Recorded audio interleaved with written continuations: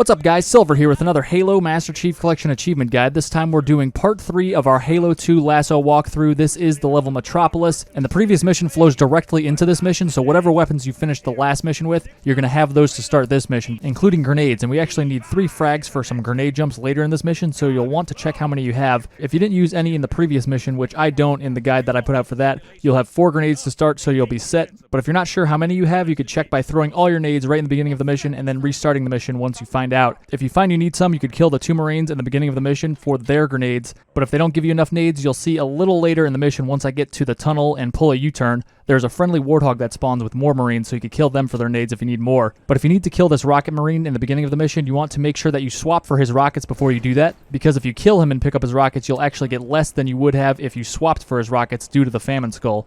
And then we're going to go over here and smack the barricades, whatever these things are that come down to block your way on a roadway, and we're going to hop in our Warthog. And the reason we did that was to get our shield up, because the Black Eye Skull allows us to get up to a double overshield in Halo 2, so we're going to use that to our advantage. But once you get those rockets and you get your shields up, we're going to hop into the Warthog, and you could allow any of the Marines that you want to hop in the Warthog. It's really not important though. And my secondary is a battle rifle, but that's not important. You just need the rockets and your double overshield, and we're good to go. We're just going to drive past all of these opening enemies on the bridge here. This whole section is kind of designed for you to have the Scorpion tank, and you just blow up a bunch of ghosts and wraiths and banshees. But we're just going to drive past all these guys and just kind of stick to the left for the most part, because that is the safer side. They tend to shoot you less over here, and sometimes they might shoot you more than others, so you might get worse luck or a little better luck here than I do, but you should be able to easily make it across this bridge without dying. And there's a ton of ways to get your shield back in this mission, so even if you wind up in the tunnel here up ahead with no shield, we'll easily be able to get it back, so don't worry about that. Just get past these ghosts, and by getting past these ghosts and this whole bridge section pretty quickly, we actually despawn a lot of the banshees that we would have to deal with if we took the Scorpion instead and slowly moved across and then allowed those enemies to spawn in. And now that we're in the tunnel, we're just going to keep doing the same thing. We're going to drive straight ahead, and there's some random enemies behind these vehicles on the side of the road. Don't worry about them, just keep driving, and they'll be able to take a couple shots at you, but you should be good to go here with your shield situation. We're going to wrap around this kind of big white 18-wheeler type vehicle in the middle of the road here, and we're going to drive straight back the way we came, and we're going to get that tank, because we actually have despawned all the enemies on the bridge now, so we could go get that tank and bring it into the next section so we have some heavy firepower. So I'm going to skip ahead because that is a long drive, and then I'm going to hop into the tank here. You can see I'm just getting my shield back by smacking that extra barricade type thing, whatever it is. Hop in the tank, and you can see I'm just looking around for more things to smack, but there's plenty of things we could melee to get our shield back, and I'll show you some of those. There's all these vehicles littering the highway here, so any of these will do as long as they're not blown up already, so there's really no excuse to not have a full double overshield going into this next section. But I skipped ahead a little bit here because the tank takes like 5 minutes to get across the bridge. It takes freaking forever, but this is a good stop for your shield. You could always just smack all these things as you go into the tunnel here, and we'll get our shield back, and we'll be able to hop into the tank and progress to the next part of the mission. And I have my Marine on the left side. It's probably better if he was on the right side, but that's okay. We're not really going to use him too much anyway. But you can see these kind of big, weird air conditioner looking things. They look like an air conditioner unit that you put into your window to cool down your house or something. Those things are actually destructible, so you could use those to get your shield back. You could use lamp posts. There's a bunch of different things. There's some barrels in this mission that are destructible that I'll show you later. So lots of things to get your shield back up if you need to. But now we're finally back at that section where we pulled a U-turn to go back and get the tank. Now we have the tank here. We're going to move forward. Go up this ramp with your left treads kind of hanging off the left side of the ramp, and your right treads are going to go up that light gray strip on the wall there. Turn into the left once your right treads are on the wall, and you can kind of squeeze yourself in there. And now we've dragged the tank into the next section where it's not really designed. It was never intended to go into this area, but it makes this area a whole lot easier, and it's not hard to get the tank in here to begin with. So we're going to just keep firing at these guys. There's a bunch of infantry, grunts, elites, jackal snipers. There's some invisible, well, I was going to say there's invisible elites, but everyone's invisible on LASO. But even on normal difficulties, there's 2 invisible elites in here, but we'll get to those guys later. But you can see I'm just tearing into these guys. You have 2 guns on your Scorpion that you could use. So you have the main cannon, which fires a big explosive round that does a lot of damage. The problem with that is you can't really fire it continuously. You have to wait a little bit before you could fire another salvo. So the chain gun kind of makes up for that, the secondary weapon, and you could fire that chain gun by using the button that throws grenades. So just hold that down. I like to just hold it down continuously. It's great because it keeps the shields of elites down, because when you're using just the main cannon, It does a good amount of damage, but it sends elites flying because of the skulls that are on. And then while you're waiting for that main cannon to reload, the elite could just run and hide behind something and get his shield back, and you're back at square one. So the chain gun actually is very beneficial for A, dishing out additional damage on any enemy, but B, keeping the shields of the elites down, or at least getting peppered continuously so that you could continue to get the shields down, and then you have a lot less instances of the elites getting their shields back, which is super annoying and can make this section a whole lot longer if you're not using that chain gun. And another benefit of the chain gun is you could see the tracer rounds. It has infinite ammo and it doesn't overheat or anything, so just keep it depressed the whole time, keep firing that chain gun, and you'll see exactly where your main cannon shots will go because it has the tracer round, so you can see exactly where your reticle is aiming. So it's kind of beneficial with the blind skull on, especially because it kind of shows you where your targeting reticle would be. So effectively, you see where you're going to be able to shoot. So it's kind of like you don't have the blind skull on for this one segment here. But anyway, you can see we're just taking these guys out, just kind of running them over with our firepower, just brute forcing our way through this section. Take them all out. There is a way to drive through this whole segment with a Warthog, but that takes a lot more skill and practice. This is a lot easier way to go about it, so you'll know you're done with all the waves of different enemies that come from over there on the other end of the tunnel. When you see a sword elite come through, that is the last wave of enemies will have a sword elite. So once you clean all those guys up, here he is. Here's the sword guy right now. You will be able to safely get out of your safely get out of your tank and start getting your shields back. Be advised that you can still take damage when you're in the tank pretty easily, so you want to try to hide behind these vehicles and not take too many shots, or you'll have to back up and smack some vehicles to get your shields back. But it looks like everyone has been killed here. There are still two invisible elites, the ones I was talking about earlier. They are behind this structure on the left, kind of up on top of the side of the tunnel here. We're going to go up behind them. And you might want to do this. You might want to get your shields back before you do this, but I'm going to drop down right behind them, smack that one guy, and then smack this second guy. And this is usually pretty reliable. You can see I killed both of them right there. But the one risk is that second elite sometimes turns around so he's facing you and then starts backing up while firing at you. And if he does that, you can't really catch him in time before he kills you. So you might want to get full shields before doing that, full over shields, and then take on those elites. But you can see now I'm backtracking again, a whole lot of backtracking in the beginning of this mission. I'm just taking this Warthog to quickly drive to these barrels over here. These barrels only take 2 or 3 melees to destroy, and you get your shield back that way. So these are very quick and easy ways to get your shield back. You could always, start smacking some of these vehicles as well, but they take longer, a lot more melees to blow up.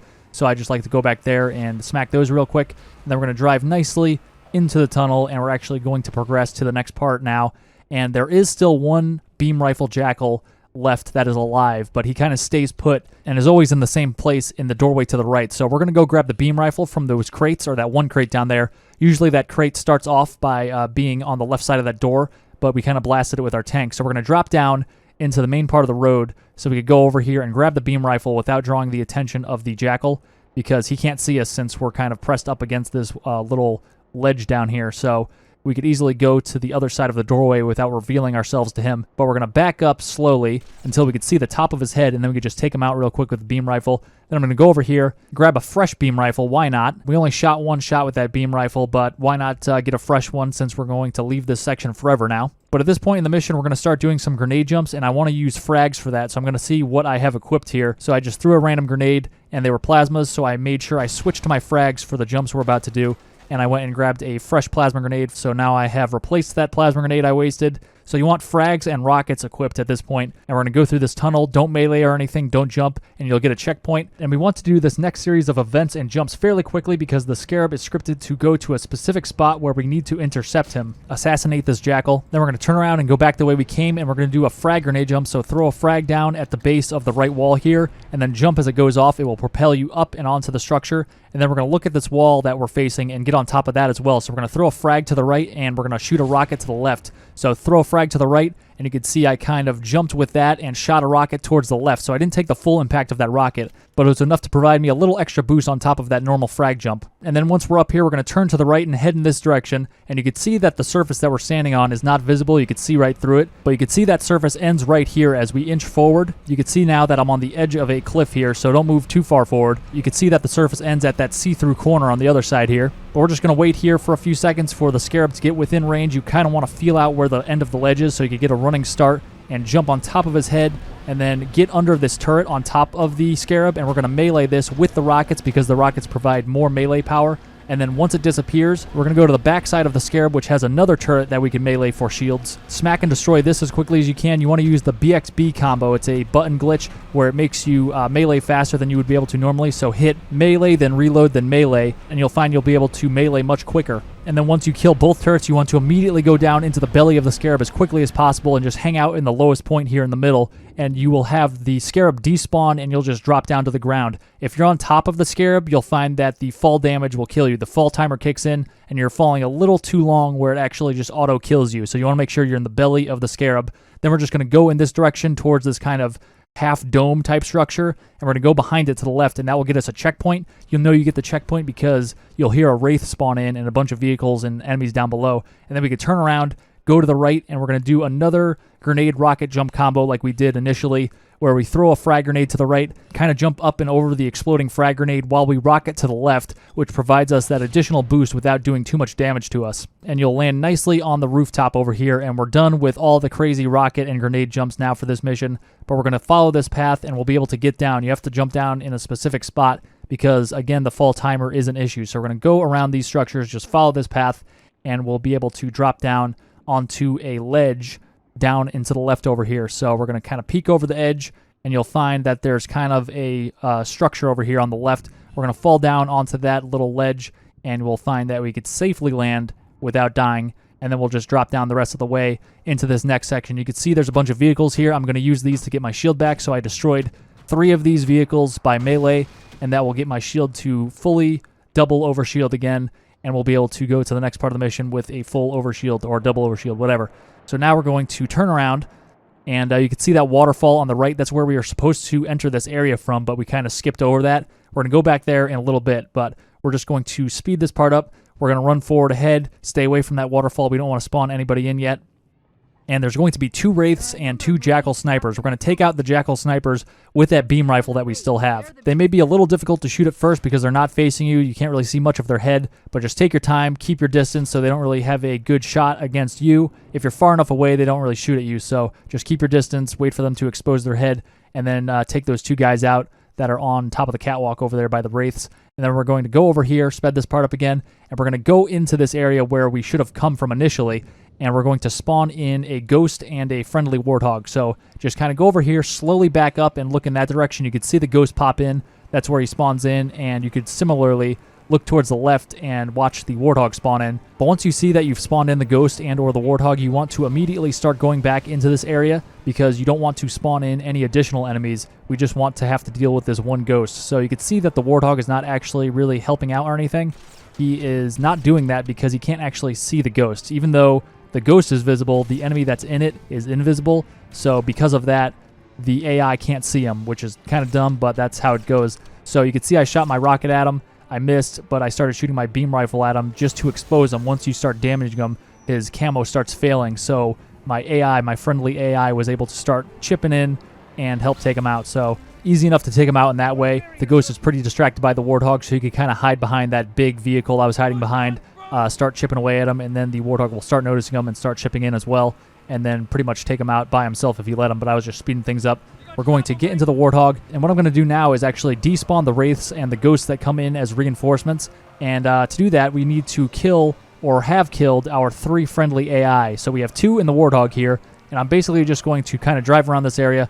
I don't know if we need to be over here, but I like to just kind of take a lap here, and then we're going to drive over here. This is the important part. I like to just leave these 2 guys out in the open so the wraiths just kind of have a field day with them and easily kill them, because the warthog is actually pretty good at driving around by itself and not dying. So I kind of like to just drive it over there, bail. That way none of the 2 Marines in there are actually doing anything, and they're not driving it around or anything or able to really dodge that well. So the wraiths just kind of fire a few bombs over there, a few wraith bombs, and that's the end of them. So those 2 are now dead. The reason I don't want to kill them all myself is because they might turn on me, and I don't want to have non-friendly Marines shooting at me later in the mission. But you can see I came back over here and killed that last of the 3 Marines, and we don't really have to worry about the future Marines turning against us from us killing 1 Marine. So you can see here I'm now in the middle of the road, and I'm kind of in between these 4 palm trees on the left side of me. So that's how I kind of like to line it up, be in the middle of the road here, And then on the left, you could see the 4 palm trees. Be in the middle of those palm trees. I don't think you need to be this specific in your placement. This is just where I like to line up because I know it's consistent and will work. But I'm just going to wait here now, and those pelican reinforcements will come in after a few minutes. So I skipped ahead a few minutes. You can see the pelicans starting to come down, and they will start fighting those wraiths over there. And there's some ghosts over there now, too, because there's a pelican that flies in and drops off some ghosts while you're standing over there waiting for the pelicans to come in. So now the pelicans are going to fight those guys, and we're going to go over here. And we're going to zoom in on these guys with our beam rifle just to kind of check it out, see what's going on over there. I'm going to skip ahead, and you're going to see that after another minute or so, another 30 seconds, you could actually zoom in on the wraiths and the ghosts. And when you unzoom, they despawn. Kind of weird. So after a certain amount of time, you'll get some dialogue saying, hey, come over here, whatever, we're in the building. And you can kind of zoom in and see what's going on. And it seems like they always despawn when I unzoom, so I'm not sure if that's related. I think what's actually happening is I'm delaying their despawn by zooming in on them with my beam rifle. So if I just didn't look at them at all, if I just kind of hung back where I was waiting for a while for the pelicans to come in, I think they will despawn eventually just without me being over there. But by me being over there and looking at them, I think I actually am delaying the despawn by having them in my view. And then once I unzoom, kind of switching my view of them, that's when they decide to despawn. But we're just moving through this scripted segment now. We go into the building. There's a bunch of Marines in it. I actually exchanged my beam rifle for a battle rifle. Don't worry if you have a empty beam rifle and you can't do that. We're going to get a fresh battle rifle up ahead here. And we're going to just follow this Marine up the stairs. Once the Scarab gets to a certain point, the door will open, and you can proceed to this part. And there's going to be a bunch of rocket ammo here, so we're going to grab that. There's a BR leaning up against the crate over here as well, so grab that if you didn't already grab a battle rifle. And if you already did grab a BR, just kind of walk over all these BRs to make sure you have full battle rifle ammo going into this last section. And you can see there's a bunch of rockets on the ground and frag grenades as well, so you should be able to collect full frags, full rockets, and full battle rifle going into this last segment here. And you should have a full double overshield as well, so just keep moving. Follow this path. We're going to go all the way to the end of the platform here before we jump onto the Scarab. I know you could get on the Scarab early, but that's a little tough, and this is just going to be a lot easier strategy to handle this Scarab segment. So we're going to go to the end here, and then we're going to make a nice little barricade of these crates just so we could safely stand over here and wait for the Scarab to get to the end of the catwalk where it stops moving and you get a checkpoint. So that's the main thing, is you get a checkpoint here in case you have to hit pause and then save and quit and resume. It's a nice little area to do that. You're guaranteed to get a checkpoint here. Just stand here behind these crates, behind your little barricade you made for yourself. Make sure that you're just standing here. You're not meleeing or jumping up and down, because that will void or at least delay the checkpoint. So you want to make sure that you're just standing over here nicely. You can see I'm smacking these crates, but that's just because I know the Scarab is nowhere near me yet. So I'm just kind of cleaning up this little barricade of mine, my little fort. But I'm going to skip ahead here because it takes a while for that to happen. You'll know that the Scarab is near you from the sounds of the game. It, walks right up to this area. And also you hear Cortana say something about, hey, we got to board the Scarab. It's here. We're trying to finish this mission. Let's go. But once you're ready to go, you want to go over here and use this vantage point to shoot rockets into the center or onto the center of the Scarab, because there's a bunch of enemies on the top, and they will either A, die if they're smaller enemies like jackals or grunts, but B, they will get propelled off of the Scarab. So that's really what we're looking for the elites. You probably won't be able to kill them directly with rockets, but the explosion coupled with the Sputnik skull will send them flying off of the Scarab, and you'll get the kills, or at least get them out of your way in that fashion. Once all the enemies on the top of the Scarab are clear, you're probably going to get a checkpoint. You could hop on top and then go down the ramp and then wrap around to the right. There's going to be 2 grunts that spawn in. You could quickly take them out with your battle rifle. Just a couple headshots is all it takes. Then this guy likes to kind of encroach on your position from the other side, that elite. So just kind of wait for him to come at you, and then you can just melee him a few times. And then with the Sputnik skull, obviously, it gets them to turn around after each melee. So it's fairly easy to just smack them until you get the back smack. And this is not the most efficient way to take out these pilot elites, but I wanted to show you kind of how you could deal with these 2 elites if they become aware of your presence.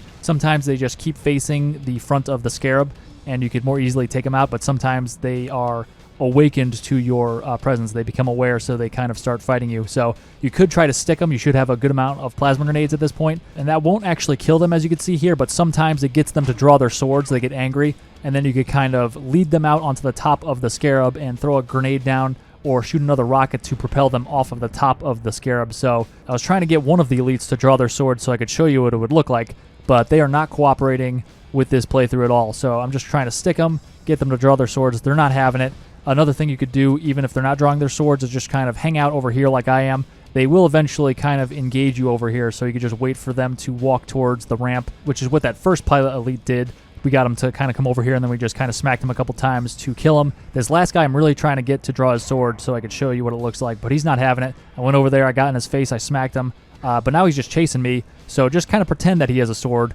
And this works too. If he just chases you even without a sword, that's fine. That works. That was a bad frag. Plasmas are the way to go if you're trying to do something like this because they don't bounce nearly as much. But we're just going to use a rocket here. And you can see we propelled him well off of the Scarab, so he died. So that's how you would deal with an elite if he happened to draw his sword. And one more quick note is the fact that those 2 turrets that we meleeed earlier in the mission to get our shields back are actually back on the Scarab again, so we could smack them a second time to get our shields back if we need to. I ended up not having to do that, but they are available if you need them. And that brings us to the end of this mission. Join me next time for the first mission where you play as the Arbiter, titled The Arbiter.